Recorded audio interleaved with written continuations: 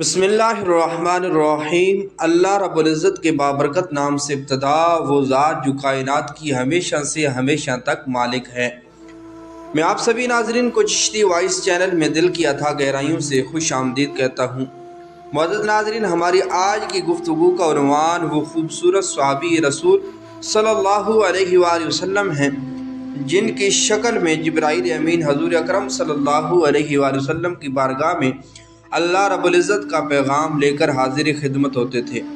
تو موضوع کی جانب پڑھنے سے پہلے اگر آپ نے ہمارے اس چینل کو سبسکرائب نہیں کیا تو چینل کو سبسکرائب کر دیجئے اور بیل آئیکن کو دبا دیجئے تاکہ ہماری نئی آنے والی ویڈیو بھی آپ تک پہنچ سکے۔ تو چلیے چلتے ہیں اپنے موضوع کی جانب۔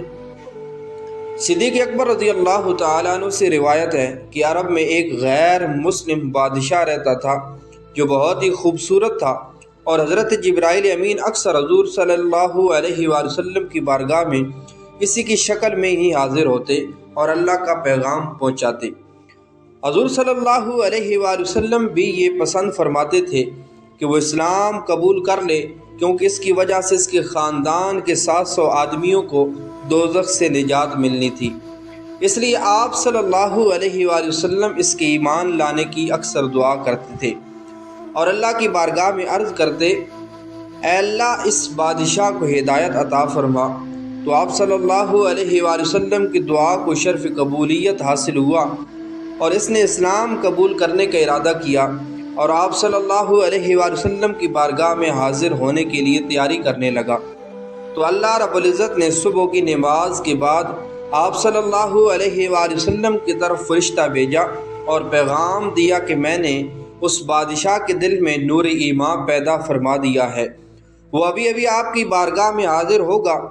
تو جب وہ مسجد میں داخل ہوا تو آپ صلی اللہ علیہ وآلہ وسلم نے اپنی چادر مبارک اتار کر زمین پر بچھا دی اور اسے اس پر بیٹھنے کا اشارہ فرمایا۔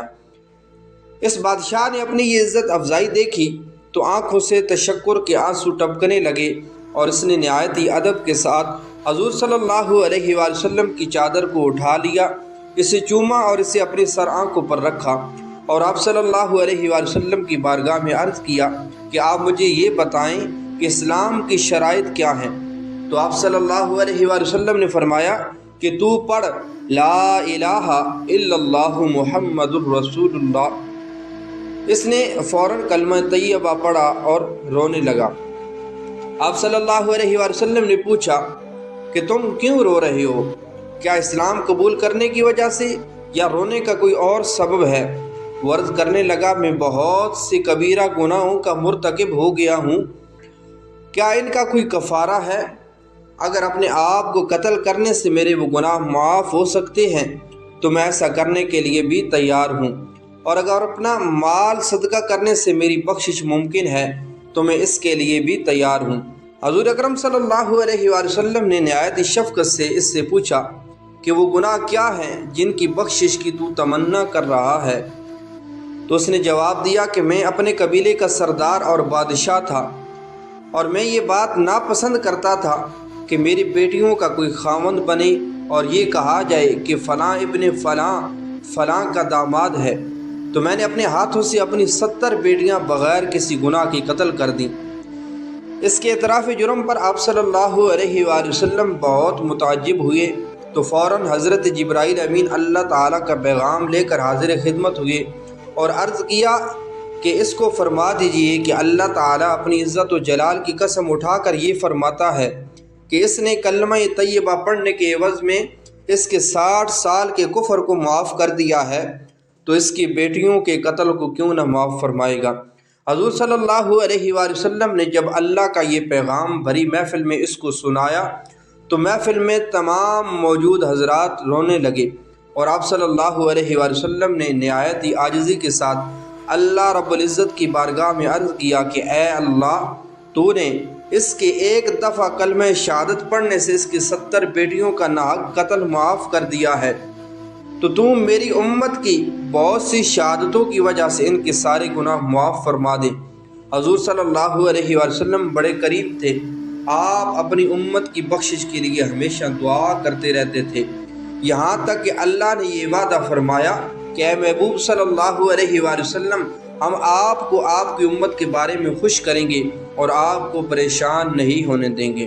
تو ان حسن کے پیکر صحابی رسول صلی اللہ علیہ وآلہ وسلم کا نام داہیہ کلبی بن خلیفہ بن فروہ تھا۔ ان کا تعلق قبیلہ کرب سے تھا۔ یہ بہت ہی خوبصورت تھے۔ جب بھی کسی شہر میں جاتے تو وہاں کی تمام پردہ نشین عورتیں بھی انہیں دیکھنے کے لیے گھروں سے باہر نکل آتی، اور ان کے حسن و جمال کی وجہ سے جبرائیل امین ان کی شکل میں حضور اکرم صلی اللہ علیہ وآلہ وسلم کی بارگاہ میں پیغام رسانی کے لیے حاضر ہوتے۔ وہ قدیم الاسلام تھے، غزوہ بدر کے علاوہ تمام غزوات میں شریک ہوتے رہے۔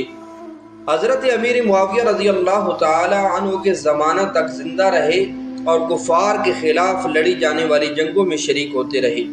دمشق کے قریب ایک گاؤں میں رہائش اختیار کر لی تھی، اور یہی وہ خوشبخت انسان تھے جو آپ صلی اللہ علیہ وآلہ وسلم کا گرامی نامہ لے کر بصرہ کے عظیم پادری کے پاس حاضر ہوئے تاکہ وہ ارکل بادشاہ تک آپ صلی اللہ علیہ وآلہ وسلم کا گرامی نامہ پہنچا دیں۔ یہ واقعہ سن 6 ہجری کے آخر میں وقوع پذیر ہوا۔ اللہ رب العزت کی ذات صحابہ کرام کی عظمت کو سمجھنے کی توفیق عطا فرمائے اور ان کی زندگی کو سمجھ کر ان کی زندگی کے مطابق زندگی گزارنے کی توفیق عطا فرمائے۔ سانسوں نے وفا کی تو اگلی ویڈیو میں پھر ملاقات ہوگی۔ السلام علیکم ورحمۃ اللہ وبرکاتہ۔